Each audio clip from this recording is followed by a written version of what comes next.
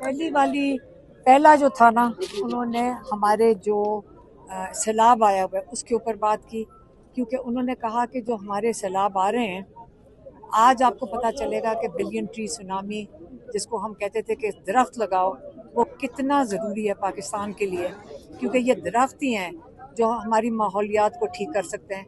बल्कि उन्होंने ये कहा कि इसको जो 10 बिलियन ट्री सुनामी का भी अपडेट मिलना चाहिए, क्योंकि इमरान खान ने वो भी अनाउंस किया हुआ था मैं जेल में जाने से पहले कि 10 बिलियन की तरफ वो जा रहे थे 2022 में। 10 बिलियन का उन्होंने अपने लिए टारगेट सेट किया था। देखें, जो दरख्त हैं, आज आपको पता चल रहा है जो ऊपर से लैंडस्लाइड्स हो रही हैं वो किस लिए हो रही हैं, और जो जानी नुकसान, माली नुकसान, ये किस लिए हो रहा है, क्योंकि ऊपर से आपने जब दरख्त काटेंगे, और अगर बचत हुई है वो इसलिए हुई है क्योंकि ये दरख्त जो है ये बड़े हो गए हैं। इमरान खान ये भी चाह रहे थे कि जो अब जो जितने साइज़ के दरख्त हो गए हैं वो भी दिखाए जाएं। और आपको ये पता है ना कि IUCN जो इंटरनेशनल ऑर्गेनाइजेशन है, उन्होंने इसका ऑडिट किया हुआ है, और दुनिया में पहचाना गया है कि जो बिलियन ट्री सुनामी थी, इसमें एक्चुअली जो सबसे ज़्यादा काम किसी मुल्क ने किया था, पाकिस्तान इस बिलियन ट्री की वजह से, बिलियन ट्री जो उगाए गए थे इसकी वजह से पहचाना गया था। तो ये जो बिलियन ट्रीज जो दरख्त लगे थे, ये काफ़ी इन्होंने पाकिस्तान की, और ये जो जो ऊपर से जो फ्लड्स आए हैं, जो लैंडस्लाइड्स हुए हैं, काफ़ी बचत इन्होंने की है इस वक्त। और जो पंजाब के फ्लड्स हैं, उन्होंने उसका भी जिक्र किया। उन्होंने ये भी कहा कि सब लोग जो सब बाहर निकलें मदद करने के लिए। वो तो मैंने भी कहा था कि देखें, हमने फ्लड्स में ये जो सैलाब पहले जब 2010 का आया था, बहुत बड़ा सैलाब था, उसके अंदर ये नहीं हो सकता कि सिर्फ पाकिस्तान के इदारे, चाहे फ़ौज हो, चाहे पुलिस हो, चाहे महकमे हो, ये अकेले नहीं कर सकते। हम सबको, तब भी सारे पाकिस्तानी निकले थे और उन्होंने अपना हिस्सा डाला था मदद करने में। तो अब भी सारे पाकिस्तानियों को खाना चाहे गाड़ियों में भर के ले जाएं, जितने लोग मदद कर सकें सैलाब ज़दगान की मदद करें। अपने अपने शहरों में जो नहीं डूबे हुए वो निकल के मदद करें। एक ये हो गया। दूसरा जो उनका पॉइंट था वो था अफ़गानिस्तान के ज़लज़ले के लिए। वहाँ पे भी उन्होंने अखबार में पढ़ा है कि तकरीबन 1000 से ज़्यादा लोगों की बात हो गई है वहाँ पे भी, अफ़गानिस्तान में। और उन्होंने कहा कि देखो, इस वक्त अफ़गानिस्तान हमारा मुसलमान भाई हैं और हमें इनके साथ अच्छे ताल्लुकात रखने चाहिए। और मुझे बड़ा दुख है कि ज़बरदस्ती धक्के दे के लोगों को यहाँ से निकाला जा रहा है।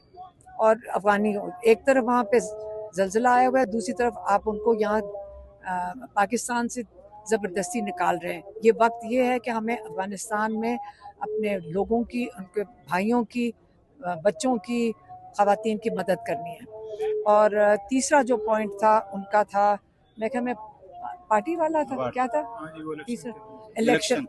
हाँ, एक उन्होंने बहुत अप्रिशिएट किया, उन्होंने अप्रिशिएट किया कि जिन लोगों ने अपनी सीटें उनके इमरान खान के हदायत पे उन्होंने छोड़ दी, और उन्होंने जो जो खड़े होने लगे थे उन्होंने खुद ही पीछे विड्रॉ कर लिए। और उन्होंने कहा कि ये बहुत ज़रूरी है कि आप उनका साथ दें जिनकी सीटें ली गई हैं, जिनकी क्या कहते हैं, एक तो उनको गलत सजाएं दी गई हैं और साथ ही उनको डिस्क्वालीफाई कर दिया गया है, और ये बिल्कुल गलत है और उनके लिए खड़े होना चाहिए। और जो कौमी और सेनेट में, हाँ, सबके लिए कहा है। और चौथी चीज़ थी कि जिन लोगों ने वो बड़े खुश हुए सुन के, उन्होंने अप्रिशिएट किया कि सारों ने कमेटी से विड्रॉ कर लिया, सारे जो मेंबर्स हैं। अब उनको पता चला है कि जो क्या स्पीकर है एयाज सादिक, वो उनके इस्तीफे कबूल नहीं कर रहा है। हाँ, तो इस पे उन्होंने कहा कि ऐसे करो, जितनी मुराद जो मिलती हैं, साथ गाड़ियाँ और क्या चाबियाँ, वो दफ्तर, सारा कुछ इनको वापस कर दो। और उन्होंने ये भी अप्रिशिएट किया बैरिस्टर गौहर को कि उन्होंने स्पीच दी है जिसमें उन्होंने कहा कि हम बॉयकॉट करेंगे नेशनल असेंबली का सेशन, और जो इमरान खान ने कहा था कि इनकी असेंबली में ना बैठो और बाहर जाकर असेंबली लगाओ, उसको उन्होंने अप्रिशिएट किया। अच्छा, ये बताइएगा कि खान साहब ने कहा कि जो कमेटियां हैं उनसे इस्तीफे दे दें, जो प्रेशर क्रिएट करना था वो प्रेशर क्रिएट हो नहीं सका, इस्तीफे दिए गए, असम्बलियों से बाहर हो गए, खान साहब ने तो खुशी का इजहार कर दिया और वो प्रेशर क्रिएट नहीं हो सका। जरा इसके बारे में क्या कहा? देखिए एक और चीज़, और इमरान खान ने बड़ा सख्ती से फिर से पैगाम दिया है कि जो केपी के इलाकों में ये जो दहशत गर्दी के खिलाफ ये जो ऑपरेशन हो रहा है ये बंद होना चाहिए। पहले ही वहाँ पे सैलाब आया हुआ है और आप ये ऑपरेशन इसको बंद करें। इसके बहुत सख्त खिलाफ हैं और जो ड्रोन हमले हैं, चाहे वो पाकिस्तान के अंदर हो रहे हों, चाहे अफगानिस्तान जो कह रहे हैं कि हमारे हो रहे हैं, वो ये बंद होने चाहिए। और उन्होंने फिर से हदायत भेजी है कि ये बिल्कुल ऑपरेशन बंद, हर हालत में उन्होंने हुक्म दिया है कि इसको बंद करें। और इस पे और सॉरी ये बता रहे हैं कि और हुकूमत उसके ऊपर स्टैंड ले कि हमने यहाँ ऑपरेशन नहीं होने अली अमीर गंडापुर ने कल एक बड़ा अहम बयान दिया है कालाबाग डैम के ऊपर, खान साहब को बताया तो उन्होंने क्या कहा? मुझे नहीं पता। एहतजाजी तहरीक का कोई उन्होंने बताया?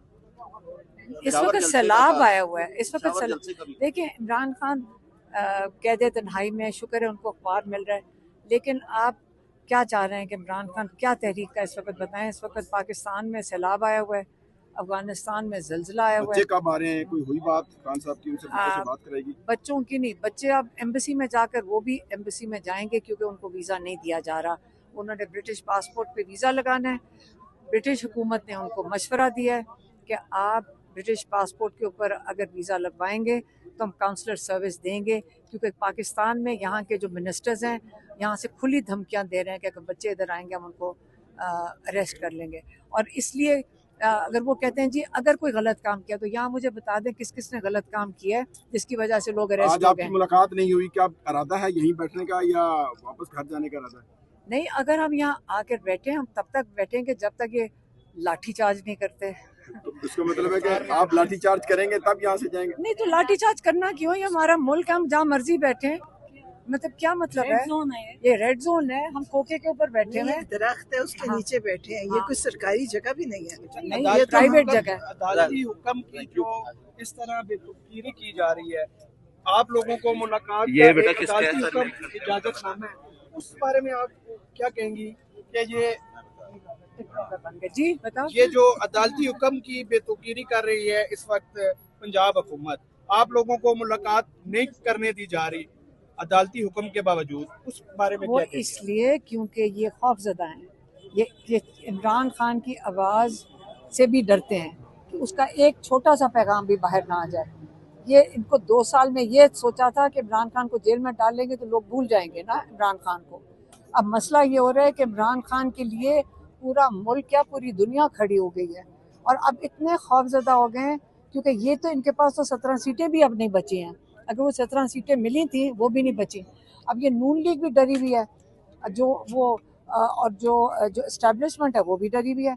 नहीं तो ये जुल्म कौन करता है कि लोगों पर लाठी चार्ज कर दो और थोड़े से लोग भी बैठे हों तो उनके पीछे आप उनके ऊपर जुल्म करो। तो इसलिए अगर उन्होंने इमरान खान ने पिछली दफ़ा क्या पैगाम दिया था, उन्होंने, क्योंकि आपको पता है नौरीन न्याजी के बेटे को 10 साल मिलिट्री जेल से कैद हुई है। डॉक्टर उज़्मा और मेरे ऊपर कितने केसेस हैं, मेरे ऊपर अरेस्ट वारंट्स हैं, मेरे दोनों बेटों को भी उठा लिया। लेकिन इमरान खान ने कहा मेरी सारी फैमिली को अगर उठा लें मैं फिर भी इनके जुल्म के आगे नहीं झुकूंगा और अपने मौक़िफ़ पे कायम हूँ। मैडम, खान साहब की सेहत के हवाले से कल मतीउल्लाह जान ने बहुत देखें मेरी बात सुने। तो आज गौहर साहब जब जेल से बाहर आए तो उनका कहना था कि इस तरह की कोई, देखें मेरी बात सुने, मुझे ये बताएं कि ये जो सारे लोग हैं इनको कहाँ से इंफॉर्मेशन मिल रही है? एजेंसी दे रही होगी ना, क्योंकि और अंदर तो कोई भी नहीं है, या पुलिस दे रही होगी या एजेंसी, और ये सब झूठ है। हम भी गए हैं ट्यूसडे को, बिल्कुल ठीक थे। एक आंख में उन्होंने कहा था थोड़ा सा ब्लर होता है तो उसका चेकअप हुआ है, उसके लिए उनका एक जो रीडिंग ग्लासेस है उसका एक, और पढ़ते वक्त उसका एक नंबर तब्दील हुआ है ये, और उन्होंने आई ड्रॉप्स दिए हैं क्योंकि स्ट्रेन पड़ रहा था, क्योंकि वो किताबें पढ़ते हैं, उसका स्ट्रेन था, उसकी वजह से नंबर उसका तब्दील किया डॉक्टर ने, वो जो आई स्पेशलिस्ट, और एक आई ड्रॉप्स दिए बस। और माशाल्लाह बिल्कुल सेहत ठीक थी।